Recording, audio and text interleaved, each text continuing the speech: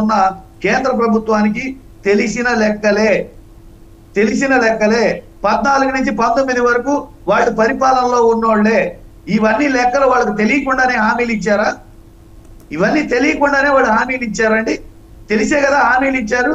హామీలు ఇచ్చిన వాటిని ముందు నెరవేర్చమనండి, 1 by 1 క్లియర్ చేయమనండి. ఈ పరిస్థితులన్నీ కేంద్ర ప్రభుత్వ అనుమతులతోటే, కేంద్ర ప్రభుత్వం ఇచ్చిన లిమిట్ తోటే అప్పుడున్న ఆంధ్రప్రదేశ్ ప్రభుత్వం, దట్ మీన్స్ మా ప్రభుత్వం తీసుకొచ్చింది. నిర్మలా సీతారామన్ గారు పార్లమెంట్ సాక్షిగా ఎవరి హయాంలో ఎంత అప్పులు చేశారనేది క్లియర్ కట్ గా స్టేట్మెంట్ ఇచ్చింది. ఒకవేళ మేము పరిమితికి మించి, మాకు ఆర్బీఐ పరిమితికి మించి కానీ, కేంద్ర ప్రభుత్వం మాకు అనుమతికి మించి కానీ మేము వైలేషన్ చేసి అప్పులు తెచ్చుంటే ఆ ప్రభుత్వం అప్పుడే చర్యలు తీసుకునేది, లేదా ఇప్పుడైనా చర్యలు తీసుకోవడానికి అవకాశం ఉంది.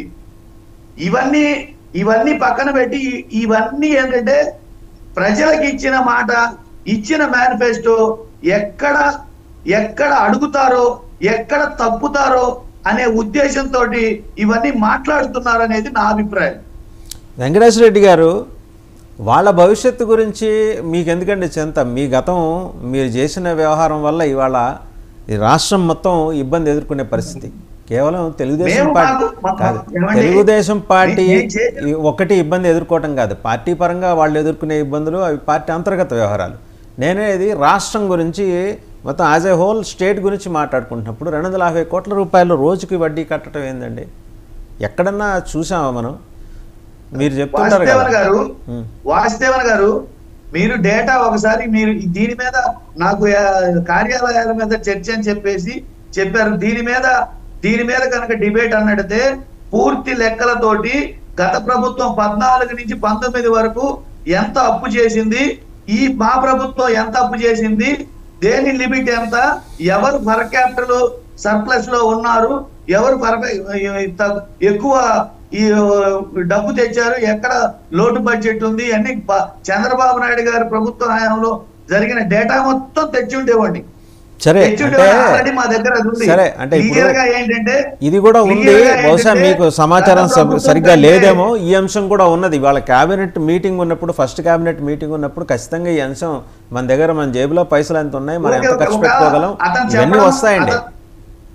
అతను చెప్పడం ఏదన్నా ఒకవేళ చెప్పడం మర్చిపోయి ఉండొచ్చు, కానీ క్లియర్ గా చెప్తున్నాం, మా దగ్గర క్లియర్ కట్ గా డేటా ఉంది. గత ప్రభుత్వం కంటే మా ప్రభుత్వం అప్పులు తక్కువ చేసింది. ఒకటి, గత ప్రభుత్వం కంటే మేము క్లియర్ కట్ గా ట్రాన్స్పరెంట్ గా మేము కట్టడాలు కానీ, సచివాలయాలు కానీ, ఆర్బీకే కేంద్రాలు కానీ, ఇవన్నీ కట్టడాలు అన్ని మేము శాశ్వత భవనాలు చాలా. సరే, అంశం అప్పుల లెక్కలు మీ దగ్గర లేవన్నారు. సరే, మీరు మోడల్ హౌస్లు కట్టారు కదా, అంటే పార్టీ కోసం మీరు అక్రాస్ ద స్టేట్ ప్రతి జిల్లాలోనూ మోడల్ హౌస్లు కట్టుకున్నారట కదా, దాని మీద మాట్లాడదాం. సో వేటికి పర్మిషన్లు లేవు. ఎంతండి లీజు? 33 ఏళ్ళకి కొన్ని, తర్వాత 99 ఏళ్ళకి కొన్ని, ఎకరా 1000 రూపాయల చొప్పున ఇట్లా తీసుకున్నారంట కదా. మరి దాని సంగతి ఏంటండి? ఉమ్మడి రాష్ట్ర వ్యాప్తంగా చంద్రబాబు నాయుడు గారు ఒక జీవో ఇచ్చారు తెలుగుదేశం పార్టీ కార్యాలయాలు కట్టుకోవడానికి. ఆ జీవోని ఒకసారి తీసుకోండి. ఎవరు ఫస్ట్ ఈ సంస్కృతికి తెర తీశారు, ఆ జీవో తీసుకోండి. ఆ జీవో ప్రకారం అంతకంటే ఎక్కువ లీజ్ ఇచ్చి, అంతకంటే ఎక్కువ వసతులు ఇచ్చి ప్రభుత్వం దగ్గర ప్రభుత్వ ఆర్డర్ ప్రకారం మేము తీసుకున్నాము తప్పితే మేము కొత్తగా మేము తెచ్చిన సంస్కృతి కాదు ఇది. తెలుగుదేశం పార్టీ కార్యాలయాలు రాష్ట్రంలో ఉన్నాయి. ఆ భవనాలన్నీ ప్రభుత్వ భూముల్లో కట్టారా, ప్రైవేటు పార్టీ ఆస్తుల మీద కట్టారా ఒకసారి చూడండి. అవి ఎలా తీసుకున్నారో చూడండి. అవి తీసుకున్న ఇప్పుడు ఎక్కడ ఉన్నాయో చూడండి. చూసి తర్వాత వీటి మీదకి చర్చకు వస్తే ఎవరు ఎప్పుడు ఈ సంస్కృతి మొదలు పెట్టారు, ఎవరు దీన్ని కబ్జా చేశారు, ఇవన్నీ వెలుగులోకి వస్తాయి.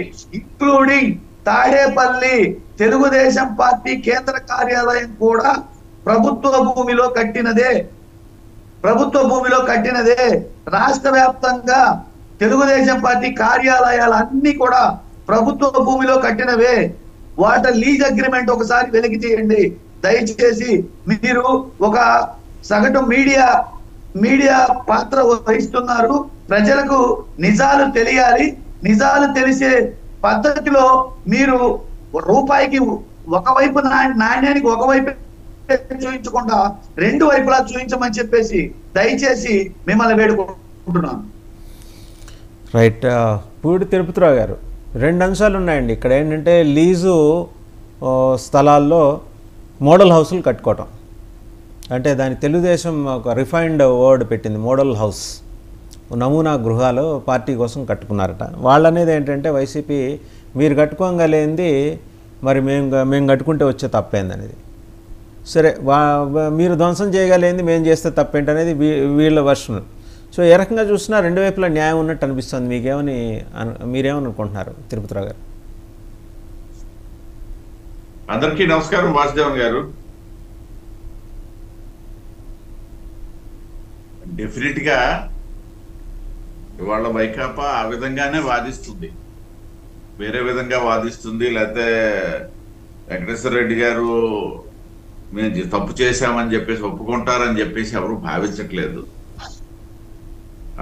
అయితే ఇక్కడ 2 ప్రధానమైనటువంటి అంశాలు, ఎందుకంటే కంపారిజన్ కూడా తీసుకొచ్చారు కాబట్టి.